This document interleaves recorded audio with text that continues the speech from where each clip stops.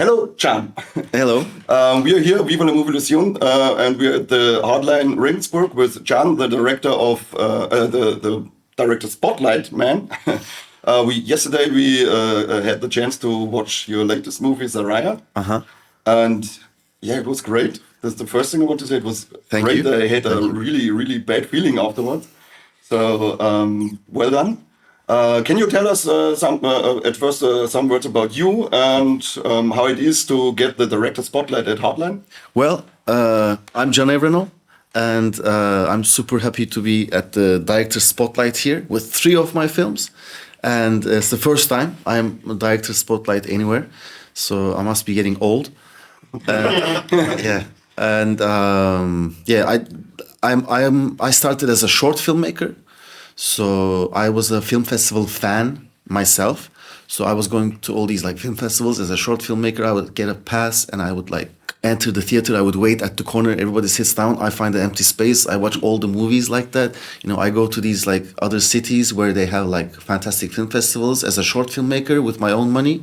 And then couchsurfing.com. I stay at people's houses, you know.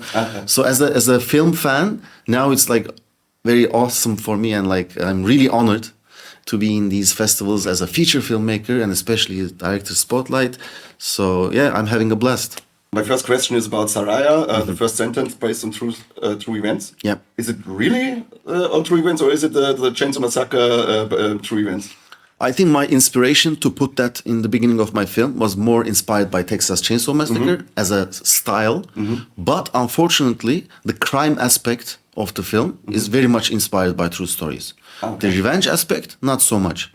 Yeah, in terms of the psyche of the country, the film is like 100%, it's a brutal, honest mirror. That's how it feels to be living in Turkey sometimes, unfortunately. Even worse, even much worse. So in that sense, I think it fits perfectly. Like there's no pretentiousness in that opening saying that based on true stories. Okay. And there were some, during the movie, there were some pictures of Putin. So I don't think that you're a fan. So what are the pictures?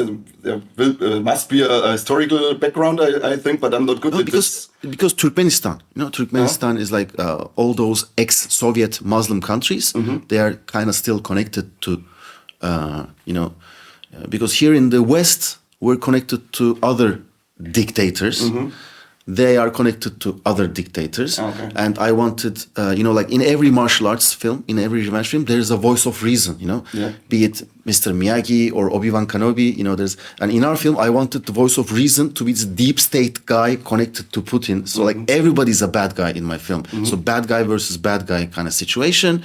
And also Turkey's geopolitical location says something about like that too, like having Putin there is like a unique thing, but it's very, I don't know, it makes sense to me. Like it's like a really dark joke in a way, maybe. The martial art perspective is pretty interesting because most of the martial art movies are very aesthetic to watch, and this kind of the fighting was, it was so harsh and raw.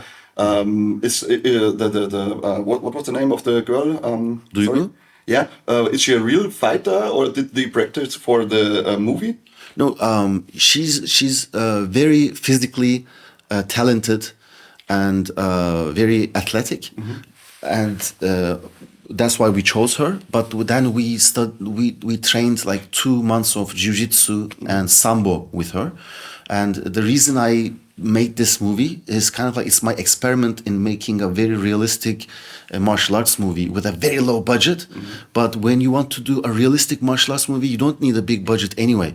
So I was, as I said yesterday on stage, I was borrowing more from David Cronenberg's fight scenes from A History of Violence and Eastern Promises rather than Bruce Lee movies or Jean-Claude Van Damme movies. So I wanted it to feel like there isn't a single kick or maybe a single punch. Maybe there's only one punch in the movie. It's more about like pulling and pushing and like so it's more grappling based.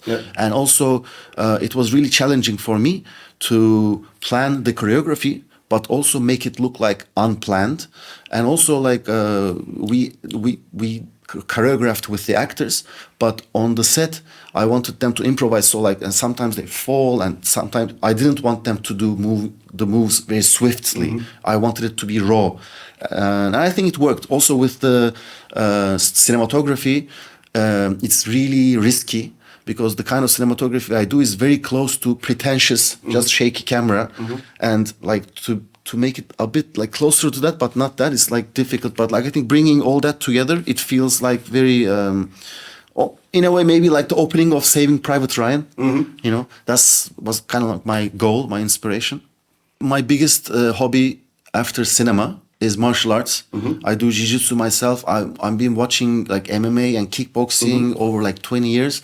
And I know that with grappling and with wrestling, sambo, jiu-jitsu, against somebody untrained, like if that other person's trained as well, okay, that weight matters a lot, of course. But if that other person is untrained, then there is really a huge gap between ability. Your first movie was Baskin.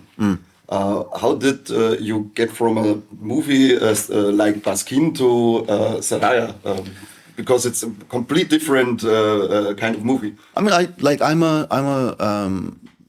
a film buff first, so I love very different kind of films, and they're all equally close to my heart in a way. So with each film, it's like making a maquette of a film, you know, do-it-yourself attitude. So with each film, I try to do something different. Like Tarantino says, like he wants to do different genre films, you know. So I wanted to do a post-apocalyptic film with Girl with No Mouth, and I wanted to do like a supernatural giallo with Housewife, and Sayara was my shot at experiment at making a martial arts movie. So yeah, it's just different genres, but different. The idea is like maybe to have different sub genres. You know, that's what I really like. What is your next project? Can you tell something about what's coming next from you? What can we expect? My next project is titled The Turkish Coffee Table. The Turkish, that's interesting. Yeah, it's like it's a remake of this genre favorite from 2 years ago called La Mesita del Comedor, The Coffee Table. Okay. Yeah, and I was super lucky that when I was touring with Sayara, they offered me to do a remake of the single location, very dark comedy from 2 years ago. I'm like, really? Remake of a film from 2 years ago? Why? And the guy who offered it to me, Pablo Guiza, said, when you see it, you'll see why. And I saw it, I'm like, oh my God, okay, I'll do it. And it was my experiment again in having a very famous box office Turkish comedy actor that you wouldn't expect in this type of a role. And I was super lucky that I found a guy who fell in love with my script, and he convinced the producer to put money into this movie. And almost like Adam Sandler playing in Uncut Gems type of thing. And he's an amazing actor. And it's very dark movie, but it's also very funny. And we're gonna show it at Cannes Film Festival, Fantastic Pavilion, next month. And I'm super happy, like super excited to share it with the world. And yeah, that's what's. And then next, maybe like I'll do I'm writing a supernatural movie called The Blind Jinn. If that movie ever gets made one day, I ever first pronounced it here. So you're the first to know. Yeah. Okay. I'm writing it now, like, and also yesterday while I was watching my films, I'm like, I'm also still thinking about my own script. Yeah, our listeners know more. Can, thank you for being with us. Thank you for the great work you're doing.